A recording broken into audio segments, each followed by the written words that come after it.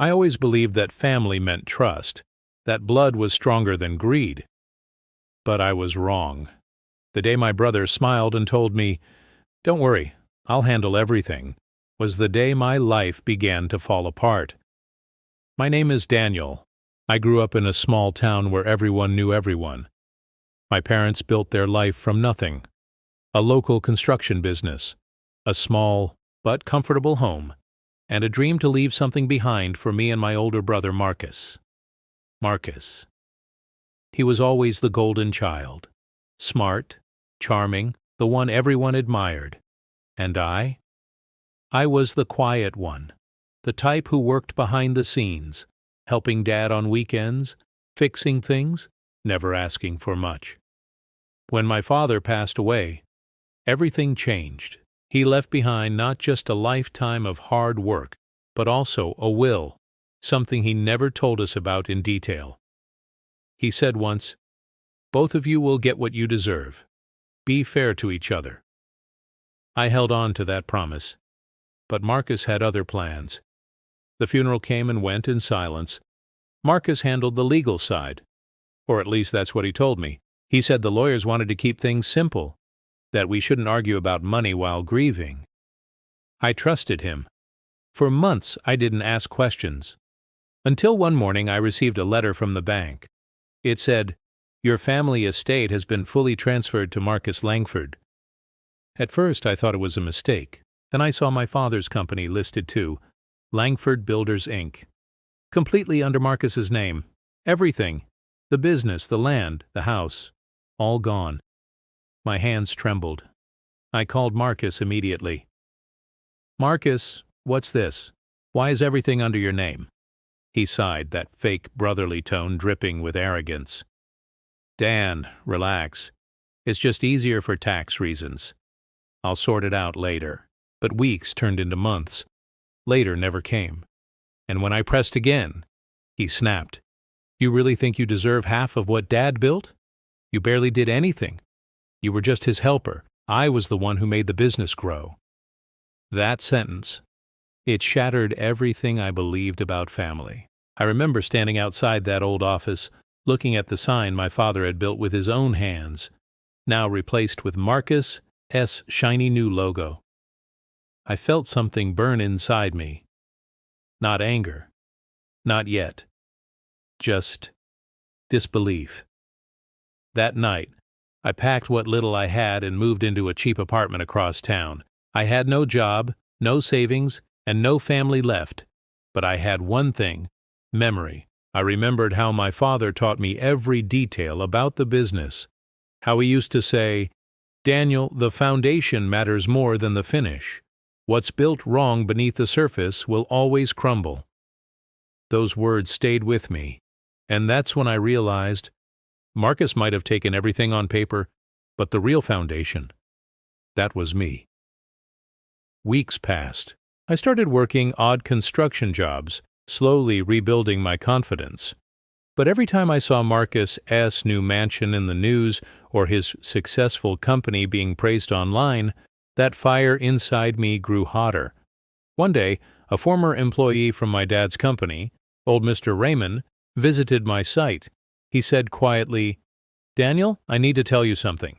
He handed me a flash drive. Inside were documents, proof that Marcus forged Dad's signature before his death, transferring ownership rights secretly. It wasn't just betrayal, it was theft. My heart raced. My hands shook. I had evidence. But instead of rushing to the police, I sat there in silence. Because I didn't just want justice. I wanted him to feel what I felt. The loss, the humiliation, the emptiness. And that's when I whispered to myself, he took everything my father left behind. So, I'll take what he values most. Marcus didn't value money. Not anymore. He had plenty of that. What he truly valued was reputation, his image, his pride. He loved being seen as the perfect son, the visionary businessman, the pillar of the community. That's what I was going to destroy, not with violence, not with threats, but with truth.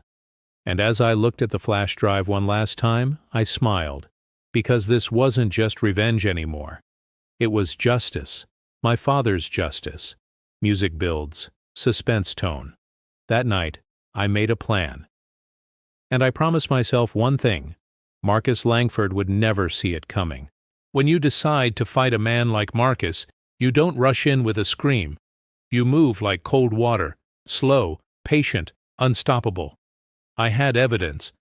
I had the law on my side if I chose to use it, but I needed more than papers. I needed a story that could not be ignored. I needed the truth to land where it would hurt him the most, his reputation, his friendships, his empire of smiles. For weeks I watched from the shadows. I learned his patterns. The charity galas where he posed with polished strangers. The morning radio interviews where he spoke about family values. The way he laughed at the country club, surrounded by men who would never ask how he got the land or the company. I started small. Nothing illegal. Nothing messy. Just knots of doubt. I called a freelance journalist, a young woman named Claire, who had a reputation for digging where others were lazy. I didn't tell her everything. I gave her just enough. An anonymous tip about irregularities in Langford Builders' recent contracts. I sent her some of the documents from the flash drive, redacted but real. Her curiosity hooked the bait. She asked questions. I let her find me through a burner email. She met me in a coffee shop and said, "Whoever sent these knows something, and they want it public." I nodded and said softly, "Then make it public." At the same time, I rebuilt relationships my brother thought were gone. I visited the old crew who had worked with Dad for decades. I listened. I learned. I recorded. Not to humiliate them, but to gather the truth he'd tried to bury. Men who had sweated for Langford Builders told me stories. Contracts signed under pressure, materials swapped for cheaper alternatives, a project left shoddy so Marcus could pocket the extra. Their voices trembled, not from fear, but from relief to finally speak. But the key was a man Marcus trusted, his closest advisor, Thomas Blake. Thomas had been with Marcus through every promotion, every ribbon cutting. I knew if Thomas ever turned, Marcus would crumble. So I started with a whisper campaign. I didn't lie. I simply asked the right questions to the right people until Thomas's own doubts surfaced. A flinch here, a missed call there. When Thomas began to suspect, he started checking the books himself. And when he found discrepancies, his loyalty cracked. One night, I met Thomas under the street lamp by the old mill, the kind of place where men talk without cameras. He looked at me, eyes hollowed by guilt. "Daniel," he said, voice barely audible, "I don't know how long I covered it. I thought I was protecting the company." "You were protecting Marcus," I replied, "and he used that protection to steal a legacy." Thomas handed me a bundle of emails and receipts. The missing link, the kind of proof that ties words to action. He said, "I can't keep this. He'll destroy me." I took the papers and felt the weight of everything. My father's trust, Marcus's lies, my own grief, compacted into ink and numbers. That week, Claire published her first piece, a careful, restrained article about potential misconduct at Langford Builders. It wasn't incendiary. It was a slow open wound. The community buzzed. Marcus answered with a press release calling the claims baseless. He smiled for cameras. He denied. He accused the press of jealousy.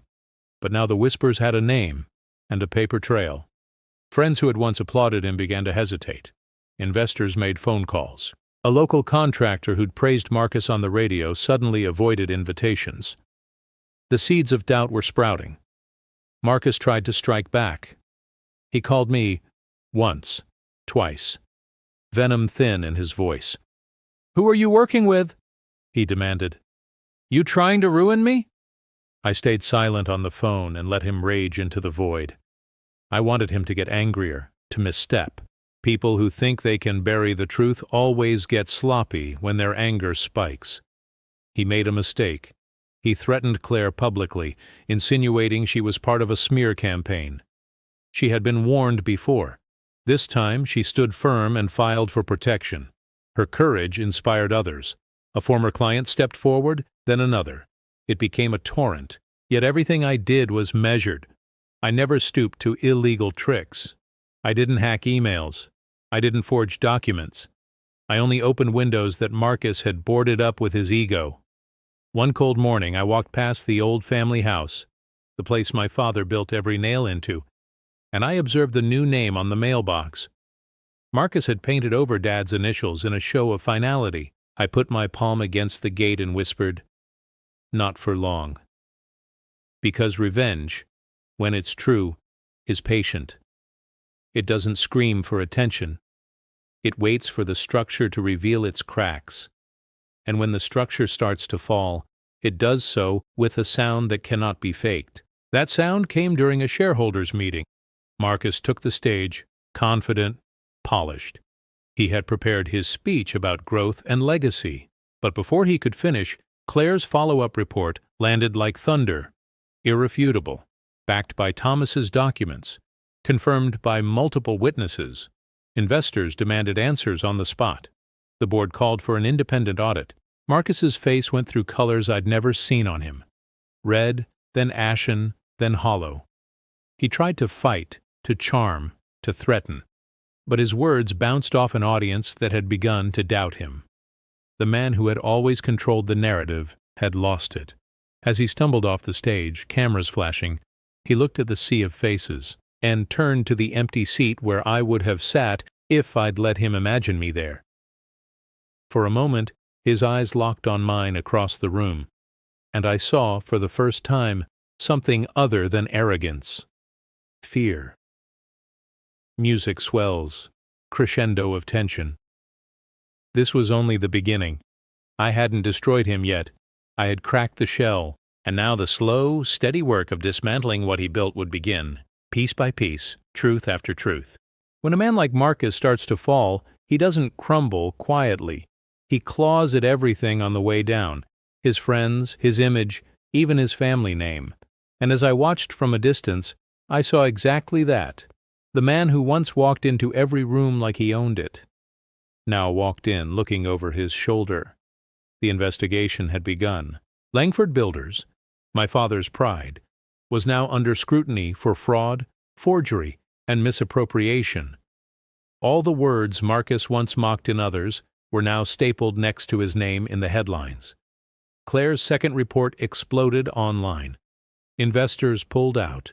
Partners froze contracts, and the once flawless Marcus Langford legacy started to rot in public. But I wasn't celebrating. Not yet, because what people didn't know was that Marcus still had something left, his charm. He could still spin stories, manipulate, twist truths. He tried to play the victim. He went on television, tears in his eyes, saying, "These accusations are breaking my family apart. My late father would be devastated to see this." For a moment, I almost believed him again. Almost. But then I remembered how he stood over me years ago, telling me I didn't deserve anything. And suddenly, the sympathy turned to steel. Behind the scenes, I started my second move. Marcus had an assistant, a young woman named Emily Reed. She had been with him for 3 years, quiet, loyal, but even loyalty has a limit. Through one of the old company engineers, I learned that Emily hadn't been paid her last 3 months' salary.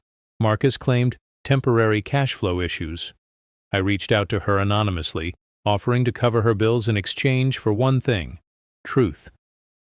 But when she realized I already knew who she was dealing with, she said softly, "And that night, for the first time, Emily told me everything. And he was planning to flee the country if the investigation went deeper." I felt the old rage rise again, that same pulse that started the night I saw my father's name erased from the company walls. Emily gave me a list of account names, transaction codes, and one priceless file, an email Marcus had sent to his lawyer. "By the time they realize the funds are gone, the press will have moved on. I'll rebuild under a new name." I knew exactly what to do with that. A week later, I walked into the same law firm that once helped Marcus steal everything. They didn't recognize me at first, but when I showed them my father's signature beside Marcus's forged transfer, their faces dropped. I told them calmly, You helped my brother commit fraud. You all help me fix it, or I'll make sure your firm goes down with him." The senior partner swallowed hard. He agreed to cooperate with the investigation, quietly. And within days the authorities froze Marcus's offshore accounts. Suddenly the man who had it all had nothing. His cars were repossessed, his mansion was sealed for audit, and the construction company he once bragged about? Suspended indefinitely. But Marcus wasn't finished. He came to me, in person, for the first time in years. He showed up at my small apartment one night, wearing a coat far too expensive for a man under investigation. When I opened the door, he smirked, as if we were still brothers sharing a joke. "You think you've won, huh?" he said quietly. "You think this makes you better than me?" I didn't reply. He stepped closer, his voice dripping with venom. "Dad never believed in you, Daniel. That's why he trusted me. You were always too soft." I looked him straight in the eye and said, "You're wrong. Dad believed in both of us, but only one of us betrayed that belief." He laughed, that same hollow, mocking laugh that used to make me doubt myself. But this time it didn't shake me. "You're pathetic," he spat. "You think this will bring him back? You think destroying me makes you righteous?" I took a deep breath. "No, Marcus. It doesn't bring him back, but it honors what he taught me, that foundations built on lies always collapse." He stood there for a moment, staring, his confidence cracking beneath the surface. Then he turned and walked away, slamming the door behind him. That sound, the slam, echoed like closure. But I knew it wasn't over yet, because revenge isn't about one victory. It's about watching the person who destroyed your peace realize they can never rebuild theirs. In the following weeks, Marcus's world imploded publicly. Photos of his seized mansion flooded the news. Journalists camped outside his office. People who once called him a visionary now called him a fraud. And yet, even in his downfall, he tried to claw back control. He released statements, blamed false accusations, even hinted that I had fabricated evidence. But truth, real truth, doesn't need to shout. It stands on its own. Claire's third and final article came out that weekend, titled "The Man Who Took It All and Lost What Mattered Most." It was poetic, painful, and perfect. Because in the end, what Marcus valued most wasn't the money. It was his image. And now, that was gone forever. Soft emotional music fades in. As I watched his final press conference collapse into chaos, reporters shouting, investors leaving, I whispered to myself, "You took our inheritance, Marcus, but I took your legacy." And for the first time in years, I felt peace, but fate wasn't finished with either of us yet, because one unexpected letter was about to change everything. Again, just when I thought it was over, it wasn't. Revenge gives you closure, but it doesn't erase the past. And sometimes, the past finds a way to remind you that peace built on someone's destruction still carries a shadow. It started on a quiet morning. Rain tapped gently against my window. I was making coffee, finally feeling like my life had settled, when I heard a knock at the door. It was a courier. He handed me an envelope. Heavy, old. The sender's name made my heart stop. Langford and Hayes Attorneys, my father's old law firm. I tore it open carefully. Inside was a letter, dated 6 years ago. 6 years before my father passed away. The first line read, "To my sons, Marcus and Daniel, if you are reading this, it means I'm no longer here." I sat down, my coffee forgotten, as his voice echoed in my head through the words on that page. "I've watched you two grow into men, one built with charm, the other with patience. You are both part of me, my pride and my fear. I've seen how ambition can divide people who share the same blood, so I've left behind something neither of you can take alone." I frowned. Something neither of us could take alone. The letter continued, "I built this company from the ground up, and I made mistakes, but I want it to stay in the family. guided by honesty. The inheritance is split equally.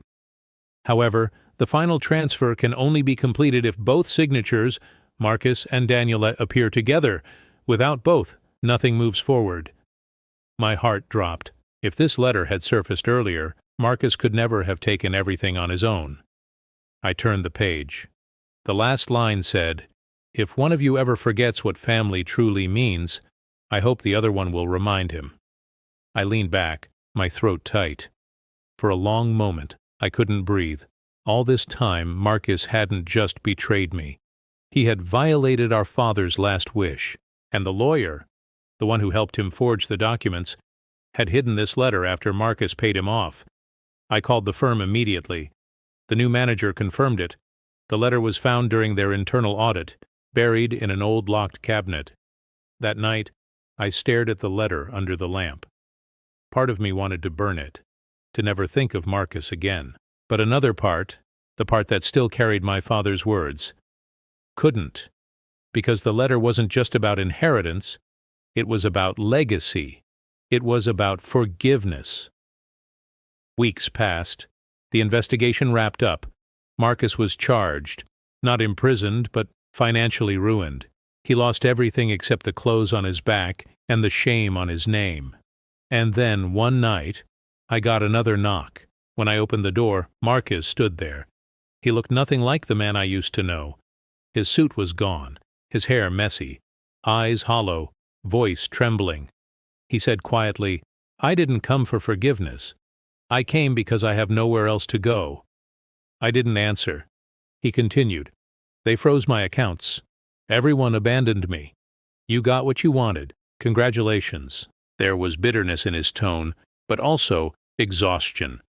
I looked at him, the man who took everything, now standing with nothing, and for the first time, I didn't see a rival. I saw a broken human being. I stepped aside. He hesitated before walking in. We sat in silence for a long time. Then I placed the letter on the table between us. When he saw our father's handwriting, his face crumpled. He picked it up, his hands shaking, and whispered, "He wanted both of us to sign together?" Tears welled in his eyes, though he tried to hide them. I cut him off gently. He looked at me, guilt heavy in his voice. "I did," I said, "for a long time. But now, I just pity you. Dad always said the foundation matters most." He left later that night without another word. But before he walked out, I handed him the letter. Because it's still his message to both of us, and I already learned my lesson. He took it without speaking, then walked out into the rain. The door closed behind him, and somehow the silence that followed felt peaceful. The investigation concluded officially. The court restored partial ownership of the company to me, not for wealth, but for justice. I renamed it Langford Foundation Works, in honor of my father's words. Because that's what my father would have done, remind us that family, even broken, still shares the same roots. One evening I got an email from an unknown address. The subject line read, "Thank you. I don't expect forgiveness, but I'm trying to rebuild somewhere far from here. I wanted to say, you were right, the foundation matters, and I'm starting over." Then for the first time in years I smiled, but watching him learn the truth, the way I did, the hard way. Sometimes justice looks more like peace than punishment.